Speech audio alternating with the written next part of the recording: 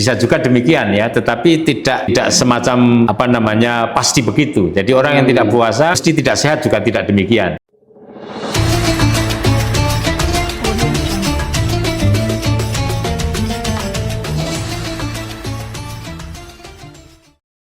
Assalamualaikum warahmatullahi wabarakatuh. Waalaikumsalam warahmatullahi wabarakatuh.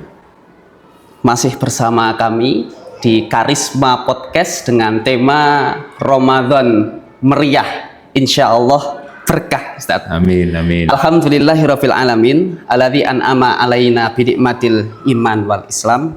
Wassalatu wassalamu ala rasulina Muhammad sallallahu alaihi wasallam.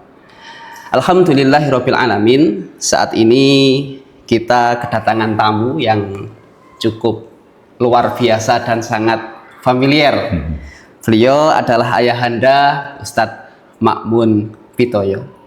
Assalamualaikum Ustadz. Waalaikumsalam warahmatullahi wabarakatuh. Sehat Ustadz? Alhamdulillah sehat. Alhamdulillah, semangat yang luar biasa. Baik Ustadz, begini, dalam masyarakat kita itu ada kalimat begini, Ramadan itu menjadi madrasah bagi kaum muslimin. Kenapa demikian? Kira-kira makna mendalam dari kalimat itu apa, Ustaz? Ya, istilah ini sebenarnya istilah yang sangat umum ya, istilah yang berkembang di masyarakat kita. Jadi istilah ini sebenarnya bukan merupakan istilah religius, bukan merupakan satu istilah keagamaan, istilah yang umum saja yang berkembang di masyarakat kita. Jadi masalah ini adalah masyarakat menganggap bahwa puasa atau bulan Ramadan ini seperti halnya madrasah, seperti halnya pesantren, di mana madrasah atau pesantren itu mendidik para murid, para santrinya, ya, sehingga dianggaplah oleh masyarakat kita bulan Ramadan ini adalah bulan di mana bulan ini mendidik umat Islam ya untuk berbagai macam segi kehidupannya, sehingga muncullah istilah semacam pesantren Ramadan, ada madrasah Ramadan ya dan lain sebagainya yang dianalogikan, dikiaskan seperti madrasah maupun pesantren mendidik para santri maupun murid-muridnya. Gitu, begitu. Okay. Kalau begitu, kira-kira nilai penekanan dalam pesantren Ramadan itu apa saja, Ustadz? Ya, sebenarnya kita bisa melihat dari beberapa sisi ya. Yeah. Mungkin bisa saya kemukakan 3 sudut pandang. Yang pertama adalah sudut pandang religius, sudut pandang agama. Kemudian yang kedua sudut pandang sosiologis ya, sosial, dan mungkin yang ketiga sudut pandang kesehatan. Yang pertama yaitu yang berkaitan dengan keagamaan. Jadi bulan puasa ini nampaknya dari sudut pandang keagamaan itu membentuk orang-orang yang berpuasa, yakni orang-orang yang beriman, itu terbentuk nilai-nilai spiritualnya ya melalui puasa ini. Di situ sebenarnya yang paling utama, dan melalui sudut pandang keagamaan ini muncullah jiwa yang lebih bagus dari seorang mukmin yang katakanlah tadinya itu nilainya 7, kemudian dengan puasa diharapkan bisa meningkat menjadi 8, 9 atau bahkan ke 10 gitu. Nah, ini dari sisi sudut pandang keagamaan. Kemudian yang kedua dari sudut pandang sosial. Nah, puasa ini juga mengantarkan para orang-orang beriman yang berpuasa itu mengenal rasa bagaimana ketika seorang berpuasa itu lapar, bagaimana seorang berpuasa itu haus ya. Nah, demikian sebenarnya orang-orang yang mereka dari sisi sosiologis itu dalam kondisi dalam kondisi kekurangan. Ya, kekurangan makanan, kekurangan minuman. Nah, bisa merasakan itu. Apalagi kemudian di akhir bulan puasa ada kewajiban untuk menunaikan zakat fitrah. Nah, di situ kita ada empati yang tinggi terhadap orang-orang yang dalam kondisi papa tadi, fakir dan miskin, mereka punya hak untuk menerima zakat fitrah. Nah, itulah sisi sosialnya, sehingga puasa juga menumbuhkan sisi sosial ini. Nah, kemudian yang ketiga dari sisi kesehatan. Nah, puasa ini tidak hanya menahan hawa nafsu, tapi justru yang lahir itu adalah menahan makan dan minum. Yang menurut beberapa orang ahli kesehatan, makan dan minum itu harus ada controlling, harus ada semacam pengaturan ya. Jadi tidak dalam bahasa Jawa tidak dicor saja gitu kan. Kalau dalam bahasa Al-Quran wala tusrifu, dan jangan kamu berlebih-lebihan. Ada perintahkan kulu wasrabu wala tusrifu. Makanlah kamu sekalian dan minumlah kamu sekalian, tapi jangan berlebih-lebihan. Nah, puasa ini kan mengendalikan itu sebenarnya. Nah, dari sudut pandang ini, menurut kesehatan, mereka yang ahli kesehatan itu mengatakan puasa juga bisa membentuk badan menjadi lebih sehat. Nah, gitu kurang lebihnya ya. Berarti bisa dikatakan orang yang tidak berpuasa itu akan berpengaruh pada kesehatannya, Ustaz? Bisa juga demikian ya, tetapi tidak semacam pasti begitu. Jadi orang yang tidak puasa mesti tidak sehat juga tidak demikian.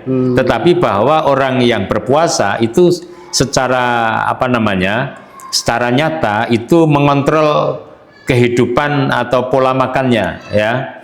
Jadi kalau tidak berpuasa itu orang makan kan ya katakanlah semau gue gitu ya. Tapi kalau puasa kan nggak bisa. Ya, waktunya diatur, kemudian dia harus menahan diri betul dari makanan gitu. Ya, tadi dalam bahasa Al-Quran disebut wala tusrifu, itu tidak berlebih-lebihan. Artinya berarti sangat erat dengan kedisiplinan, sangat erat dengan waktu-waktu yang dianjurkan, waktu-waktu yang dilarang itu ya. Betul. Jadi ini berkait itu ya. Jadi mengapa puasa dari sudut pandang yang terakhir ini juga bisa menjadikan orang yang berpuasa disiplin. Ya, kenapa ya? Makan sahurnya diatur, tidak boleh melampaui waktu fajar kan, gitu ya. Nggak boleh. Meskipun hanya 1 menit katakanlah, nggak bisa. Kalau sudah masuk waktu larangan ya dilarang. Bahkan jauh waktu ya, mungkin 10 menit, seperempat jam sebelum itu diharapkan sudah berhenti makan dan minum sahur itu supaya apa? Supaya badan kita bersiap. Jadi apa yang kita makan, apa yang kita minum pada saat sahur itu sudah, kalau orang Jawa mengatakan menep dulu gitu ya. Ya masuk kemudian ya tidak balik lagi ke atas gitu. Sehingga ketika sudah masuk waktu larangan itu ya betul-betul dia sudah siap untuk masuk puasa. Nanti begitu pula ketika berbuka, ya kan? Ketika berbuka walaupun 1 menit katakanlah 2 detik, 3 detik, nggak boleh mendahului. Ya, ini menjadi disiplin kan? Ya betul. Kalau mendahului agak menjadi sah. Puasanya menjadi batal kan. Maka menunggu, istilah orang Jawa mengatakan nunggu blengnya dulu, nunggu beduk dulu gitu kan. Nah itu maksudnya adalah nunggu waktu dibolehkannya atau dihalalkannya orang yang berpuasa itu makan dan minum, berbuka. Nah disitulah, jadi ini membentuk kedisiplinan, termasuk disiplin makan dan minum ya, nanti dulu sebelum waktunya gitu kan. Ada ini unik ini. Anak-anak biasa begini, Ustadz, katanya puasa itu pintu-pintu surga dibuka, betul ya, pintu-pintu neraka ditutup, bahkan setan-setan itu kan dibelenggu ya. Kata pertanyaan uniknya gini, Ustadz, kenapa kok masih ada yang bermaksiat? Kenapa kok masih ada yang tidak berpuasa? Itu gimana, Ustadz? Iya, jadi ada yang tidak berpuasa, ada yang tidak sholat bahkan ya, atau yang biasa maksiat saja gitu ya. Jadi manusia ini kalau sudah menjadi kebiasaan dalam perilaku kehidupannya, nggak ada pengaruh dari orang luar pun, nggak ada pengaruh apapun dari luar dirinya, itu ya sudah terbiasa melakukan kemaksiatan. Kayak kita, kalau yang sudah biasa melakukan kebaikan, nggak ada pengaruh siapapun, itu ya sudah terbiasa melakukan kebaikan. Sehingga setan ada atau tidak, karena dia sudah terbiasa, ya biasa saja dia melakukan itu ya. Berarti minal jinnati wanasnya itu dia muncul, manusianya itu karena sudah terbiasa. Nah, coba kita bayangkan saja ya, kita bayangkan saja, kita sudah biasa bangun pagi. Misalnya katakanlah jam 3:30 kita bangun, ya sudah sangat terbiasa. Berhari-hari, berminggu-minggu, berbulan-bulan, bahkan sampai tahunan katakanlah kita biasa bangun jam 3:30 pagi. Baik ada alarm atau tidak, itu sudah terbiasa bangun, ya kan? Jadi nggak ada pengaruh luar. Nah, demikian pula orang biasa maksiat, biasa melihat cewek cantik misalnya gitu ya. Terus mata kemudian terbelalak dan sebagainya. Karena sudah kebiasaan, betapapun nggak ada pengaruh dari luar, termasuk dari setan. Ya dia sudah terbiasa itu, jadi ya biasa terjela. Ya itulah. Jadi sebenarnya kalau ini kita sadari, betapapun setan tidak ada, katakanlah begitu, dibelenggu betul karena sudah kebiasaannya seperti itu, ya menjadi kebiasaan. Itulah mengapa Islam mengajarkan kepada kita supaya kita itu membiasakan amalan-amalan yang baik. Ya dalam bahasa agama amalan soleh gitu. Dibiasakan, walaupun mungkin di waktu kecil ya belum biasa, tetapi dididik ya pelan-pelan sampai menjadi betul-betul biasa. Kalau sudah terbiasa, maka tidak ada pengaruh yang lain pun, itu sudah menjadi jiwanya untuk bisa melakukan kebaikan-kebaikan. Nah, disitulah. Iya, berarti semua memang tergantung kepada tabiat. Tabiat ya. Dan tabiat terbentuk dari kebiasaan-kebiasaan sehari-hari, ya pelan-pelan sedikit-sedikit terus itu, tapi menjadi kultur, menjadi budaya. Bagaimana caranya Ramadan ini bisa merubah tabiat yang tidak baik itu, Ustaz? Nah, itu butuh kekuatan batin, ya. Orang yang berpuasa itu kalau tidak sungguh-sungguh dia rela, tidak menumbuhkan jiwa keikhlasannya gitu, maka sulit. Puasa itu kan tidak diketahui oleh orang lain kecuali dirinya, ya kan?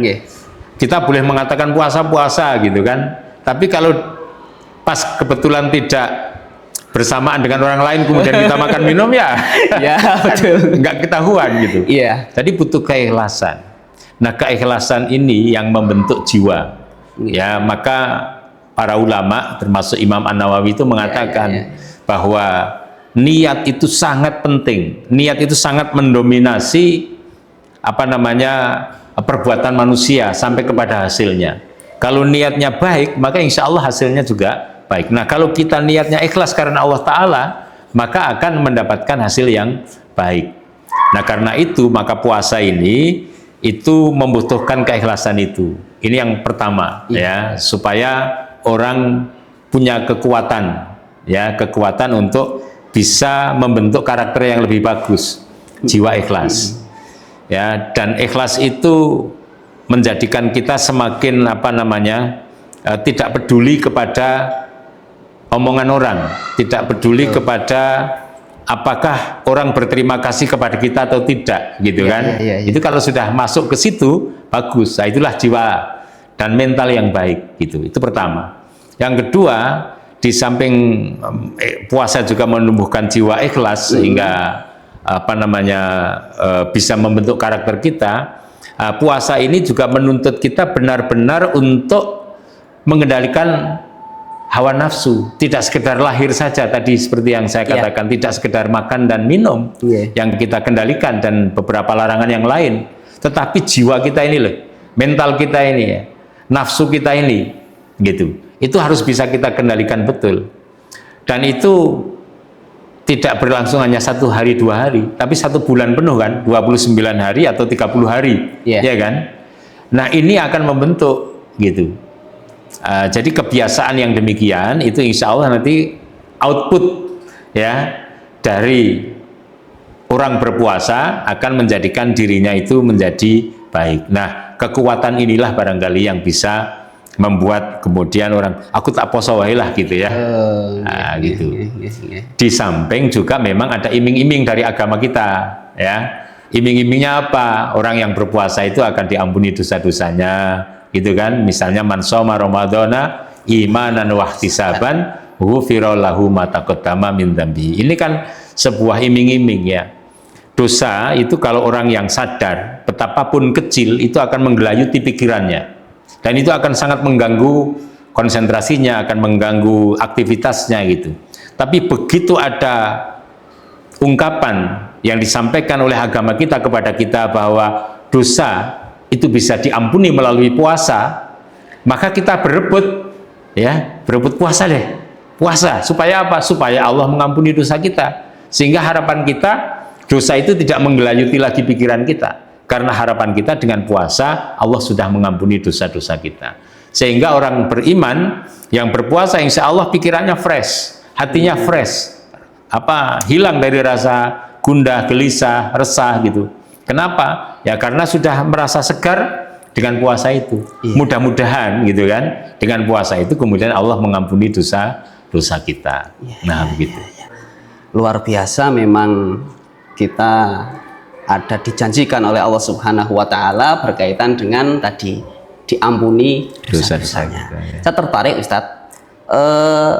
Bagi orang yang sadar, manusia itu kan mestinya dia gelisah dengan dosa-dosa yang telah berlalu. Betul ya. Artinya dosa itu berpengaruh dalam kehidupan Ustadz berarti? Betul ya, dosa itu berpengaruh bagi orang yang sadar ya.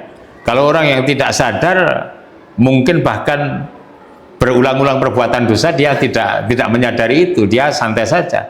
Karena belum, dalam bahasa Jawa, belum ketanggor, tahu ya, belum ketanggor. Belum pernah menghadapi satu peristiwa yang kemudian membuat dia tertampar gitu kan. Nah, tetapi kalau orang yang sudah sadar, ya, insya Allah mudah-mudahan kita semuanya termasuk orang-orang yang sadar ya. Nah, itu dosa sekecil apapun itu menggelayuti pikiran kita. Gitu. Kenapa? Karena dosa ini akan punya efek. Efeknya apa? Coba ambil saja dosa terkecil, ya, dosa terkecil. Orang mencuri misalnya, ini mencuri. Kalau orang sadar, dia kan berarti mengambil hak orang lain. Kalau orang sadar, dia akan mengatakan bagaimana jika suatu saat ada pencuri yang mencuri harta saya. Itu akan menjadi pikiran juga kan? Dia kumpulkan hari demi hari harta, tetapi tiba-tiba ada orang yang mencuri. Maka kemudian dia akan berusaha untuk bagaimana supaya orang tidak mencuri, gitu kan? Nah, itu bagi orang yang sadar. Sehingga dia dengan kesadarannya tidak akan mencuri. Karena ini akan menggelayuti pikirannya, akan mengganggu pikirannya sehingga aktivitasnya tidak fresh, ya. Nah, itu masalahnya. Jadi bagi orang yang sadar, insya Allah dosa ini ingin selalu dihindari. Itulah mengapa kemudian Islam juga mengajarkan kepada kita supaya bertaubat. Yang dengan taubat itu orang yang berdosa, karena dosa itu kan ada yang tidak disengaja, walaupun ada yang disengaja. Ada yang besar, ada yang kecil, ada yang diketahui, ada yang tidak diketahui. Nah, untuk dosa-dosa yang kita sudah berusaha meninggalkan, tetapi ternyata kok terjatuh, yang namanya manusia kan bisa jadi. Itu kan penyesalan yang sangat dalam ya bagi orang yang demikian itu. Sehingga karena itu peluang untuk bertaubat diberikan oleh Islam. Ya, Allah memberikan ya ayyuhalladzina amanu tubu ilallahi taubatan nasuha. Wahai orang-orang yang beriman, bertaubatlah kamu kepada Allah dengan taubat yang sungguh-sungguh. Ini peluang kan. Dan taubat itu pintunya dibuka terus-menerus ya sampai dengan menjelang kematiannya. Kalau orang baru mau mati baru bertobat, nggak diterima. Tapi sebelum kematiannya, sebelum ajal menjemput, itu masih dibuka pintu taubat. Atau kalau kiamat ya, tapi kalau ini mudah-mudahan kita masih jauh ya dari kiamat ya. Kalau kiamat sudah dekat, udah nggak boleh bertaubat lagi karena pintu taubat sudah ditutup. Jadi kalau matahari sudah terbit dari barat, pintu taubat sudah ditutup. Tapi sebelum itu terjadi, maka pintu taubat masih dibuka lebar-lebar. Itulah Islam, sehingga Islam ini memberikan kesempatan lah bagi kita yang sadar-sadar ini untuk bertaubat gitu. Nah, ini salah satu kebaikan Islam kepada para pemeluknya ya. Sehingga dosa itu kalau bagi orang yang sadar ya memang sangat mengganggu, sangat menggelayuti pikiran-pikirannya dan aktivitasnya. Ya, luar biasa. Berarti ada harapan bahwa dosa kita yang begitu banyak, mungkin alfa kita yang terlalu menumpuk, kekeliruan kita kepada Allah Subhanahu wa taala yang begitu banyak, itu akan diampuni dengan Ramadan ini. Dengan Ramadan. Ya, mendapatkan maghfirah ya Ustaz ya, itu. Betul. Baik. Pertanyaan berikutnya Ustadz, tadi kan disampaikan ada ajaran atau tuntunan sosial. Ya, ya. Kira-kira aksi nyata kita mau bagaimana nih dengan Ya, itu gitu. betul ya. Jadi di bulan puasa ini Islam mengajarkan kepada kita supaya kita memperbanyak ibadah. Ya. Ada qiyamul lail gitu kan. Kemudian ada tadarus Al-Qur'an, ada juga sedekah. Ya. Ya. Nah, sedekah ini diharapkan di bulan puasa karena nanti akan mendapatkan pahala yang berlipat. Ya, kalau kemudian kita di bulan puasa banyak sedekah, dan ini sedekah itu memang diperuntukkan untuk mereka yang membutuhkan sebenarnya kan. Yeah. Jadi konsep Islam ini sebenarnya memang sangat peduli kepada mereka, orang-orang yang secara kebetulan tidak beruntung gitu ya. Mungkin kekurangan makanan, kekurangan sandang, kekurangan papan ya, atau mungkin bahkan juga kekurangan kesehatan ya, sehingga dia banyak sakit-sakitan dan sebagainya. Nah, maka Islam menggerakkan umat Islam ini supaya memperbanyak sedekah lewat bulan puasa. Nah, ini sisi sosialnya di situ ya, salah satunya, sehingga dengan sedekah, maka kalau di bulan puasa orang mengumpulkan sedekah ini agak banyak. Kalau di bulan-bulan lain biasanya terkumpul, kalau satu masjid saja misalnya, satu takmir masjid mengumpulkan setiap Jumat biasanya katakanlah 500.000, mungkin bisa jadi di bulan puasa bisa menjadi 2 kali lipat, 3 kali lipat. Itu kenapa? Ya karena orang beriman sadar bahwa di bulan puasa ini Allah memberikan kesempatan kita untuk bersedekah gitu. Ya, ada yang takjil, ada yang memberikan tidak takjil saja, tetapi juga makan sahur gitu ya. Bahkan panti-panti asuhan itu kemudian digelontorkan banyak makanan ya dan lain sebagainya. Itu kenapa ya? Karena ada keinginan untuk menjalankan perintah syariat itu. Terima kasih Ustadz. Berkaitan dengan sedekah, ini ada muncul pertanyaan begini, Ustadz, gimana caranya membangun empati kepada anak-anak kita? Gitu. Jadi karena kan kalau generasi sekarang nih, itu kan mungkin apalagi generasi Ustadz, generasi kami itu orang dulu itu kan mungkin dari keseharian mereka masih dari makan saja, mau cari makan aja mungkin kesulitan. Akhirnya anak-anak kita terdahulu itu terbiasa dengan prihatin gitu. Tapi beda dengan anak sekarang. Sekolah aja mungkin diantar sampai depan sekolah gitu. Bahkan sudah ada antar jemput. Bahkan pakai antar jemput. Lah ini bagaimana menimbulkan atau kita mengajarkan kepada anak-anak kita supaya muncul rasa empati kepada sesama. Ya, kalau boleh saya semacam ini saran ya. Saran kepada sesama kita umat beriman itu. Jadi mungkin kalau kita mau sedekah, jangan kita sendiri yang langsung datang memberikan. Anak-anak kita ajak. Anak-anak kita ajak, kemudian mereka kita kasih kesempatan untuk memberikan sedekahnya itu pada orang-orang yang membutuhkan. Misalnya kita mau datang ke panti asuhan, ya kita ajak anak kita, biar anak kita yang mengantarkan, mereka yang mengatakan, ya sampai kemudian menyerahkan sedekah kita itu pada mereka. Itu akan menumbuhkan.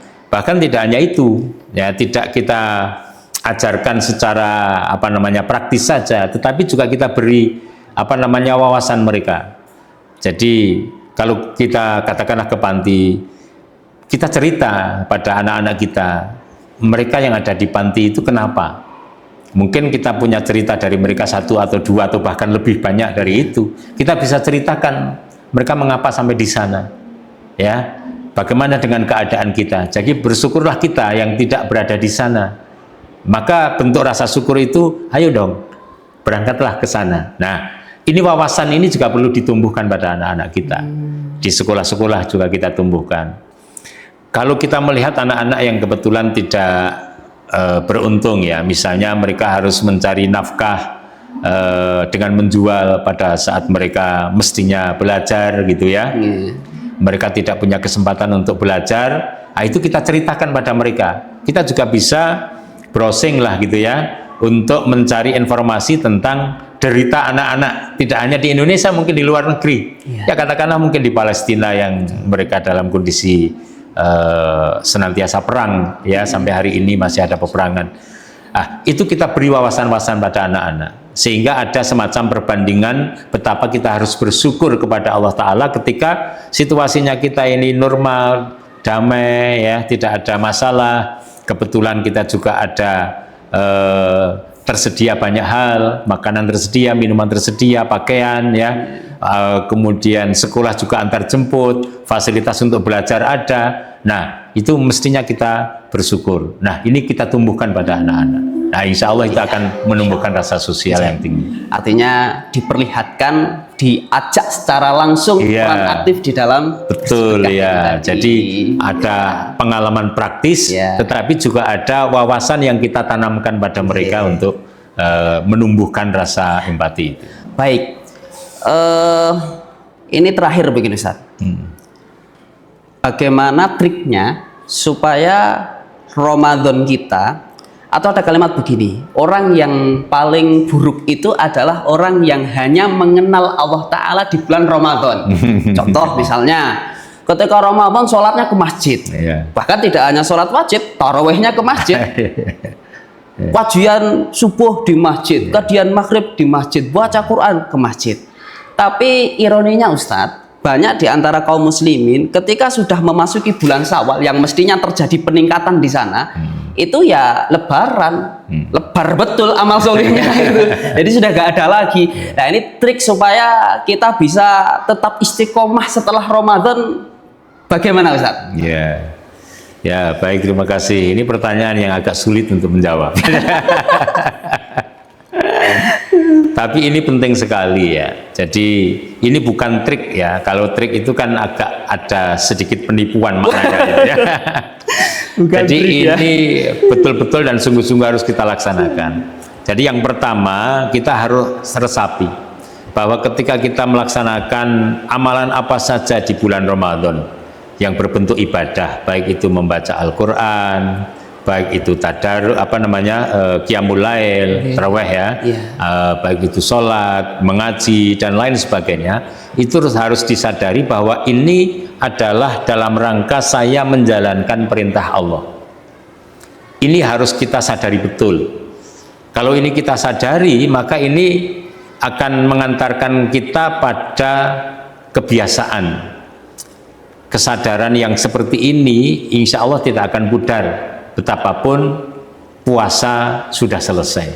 Itu yang pertama. Jadi karena ini ibadah gitu ya, karena ini ibadah, maka memang ibadah itu kan kita peruntukkan hanya untuk Allah ya. Iyyaka na'budu wa iyyaka nasta'in. Hanya kepadamu ya Allah aku menyembah dan kepadamu kami mohon pertolongan. Jadi ini harus menjadi landasan pertama supaya kita tidak bubar setelah tidak lebaran tadi. Tidak lebaran itu ya, bubar semua gitu ya. Nah, yang kedua adalah bahwa kita mesti menyadari bahwa puasa ini memang diwajibkan kepada orang beriman untuk meningkatkan derajatnya. Ini harus kita sadari pula. Jadi ibarat orang dalam kelas, sekarang kelas 2, maka harus naik menjadi kelas 3 besok. Ya, yang sekarang kelas 3 harus naik menjadi kelas 4. Nah, orang beriman harus naik menjadi orang yang bertakwa, kan gitu ya. Perintahnya dalam Al-Quran itu kan kutiba alaikumusiyam kama kutiba alal ladzina min qablikum la'allakum tattaqun, kan gitu. Jadi khitabnya ayat ini kan kepada orang beriman, ya ayyuhalladzina amanu, wahai orang-orang yang beriman. Jadi yang diperintahkan supaya berpuasa adalah mereka orang-orang yang beriman kepada Allah Subhanahu wa taala, supaya la'allakum tattaqun, supaya kamu menjadi bertakwa. Jadi kesadaran meningkatkan derajat di sisi Allah juga harus kita sertakan pada diri kita gitu. Nah, kalau kemudian sudah masuk 1 Syawal, sudah meningkat di kelas 3 yang tadinya kelas 2, di kelas 4 yang tadinya kelas 3, kok mau turun lagi. Jangan gitu kan. Ya bukan rugi gitu kan. Nah, ini kesadaran ini harus kita tumbuhkan di kita gitu. Kemudian yang ketiga itu kita harus menyadari pula bahwa setelah bulan Ramadan di dalam bulan Hijriyah itu muncul bulan Syawal. Iya. Yang maknanya adalah peningkatan, ya. Jadi kalau tadi meningkat gitu, kelasnya menjadi muttaqin gitu. Sekarang tidak hanya itu, bahkan bagaimana mempertahankan itu dan terus kemudian meningkat. Kalau tadinya itu biasa taraweh, ya mungkin nanti Syawal ya biasa sholat tahajud gitu kan, qiyamul lail gitu ya. Walaupun tidak harus penuh seperti di bulan puasa, syukur bisa gitu kan. Tapi paling tidak jangan lupa itu. Nah itu namanya Syawal gitu ya. Yang biasa sudah membaca Al-Quran katakanlah di bulan puasa itu satu hari satu juz katakanlah begitu, maka bulan Syawal lebih dari itu kalau bisa, atau paling tidak tetap membaca Al-Quran gitu. Kenapa? Ya karena meningkat tadi gitu, meningkat tadi, sehingga kita mengingat hadis Nabi Shallallahu Alaihi Wasallam itu bahwa khairul amal, jadi sebaik-baik amal itu yang ajek ya, adwamuha wa ingkola gitu ya, yang ajek walaupun hanya sedikit. Jadi kalau bisa ya memang lebih bagus daripada ketika bulan puasa, tapi paling tidak kebiasaan itu masih ada, kebiasaan baca Al-Quran, kebiasaan qiyamul lail, kebiasaan sedekah, nah itu masih terus diupayakan.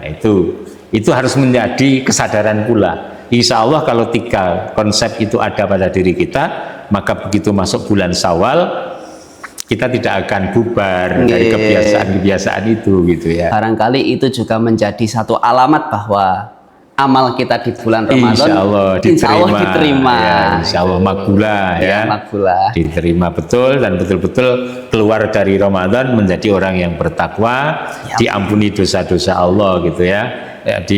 Diampuni dosa-dosanya oleh Allah Ta'ala gitu. Nah, gitu. Demikian podcast kita pada kesempatan kali ini. Alhamdulillah luar biasa, kita sudah banyak belajar mulai dari pengertian Ramadan, ditinjau dari beberapa sisi tadi, kemudian aksi nyata berkaitan dengan sodakoh subuh atau sodakoh. Kalau di tempat kami biasa sodakoh subuh. Kami ada SMS Ustadz, sedekah masuk surga. Gitu. Jadi setiap hari memang ini kan misalnya ada 5 anak berkumpul 1000 kan sudah jadi 5.000. Lah andai kita punya siswa 750 lebih itu kan kalau seharinya 1.000 kan luar biasa itu potensi kita di dalam tadi mengamalkan potensi sisi sosial dalam bulan Ramadan. Kemudian tadi juga yang menarik itu kan kenapa sudah sudah setannya dibelenggu kok masih ada yang nggak puasa, itu sudah terjawab. Nah, terima kasih pada kesempatan kali ini. Alhamdulillah kami sampaikan matur suwun sangat Ustadz atas rawuhannya di tempat kami. Mudah-mudahan doa kami Ustadz diberi kesehatan selalu, diberi kekuatan selalu, diberi istiqomah selalu, sehingga kami murid-murid ini bisa selalu mengambil ilmu dari Ustaz. Baik, masih bersama Karisma Podcast dengan tema Ramadan Meriah, insya Allah barokah. Nantikan podcast pada kesempatan yang lain dengan tema yang jauh lebih menarik, insya Allah. Assalamualaikum warahmatullahi wabarakatuh. Waalaikumsalam warahmatullahi wabarakatuh.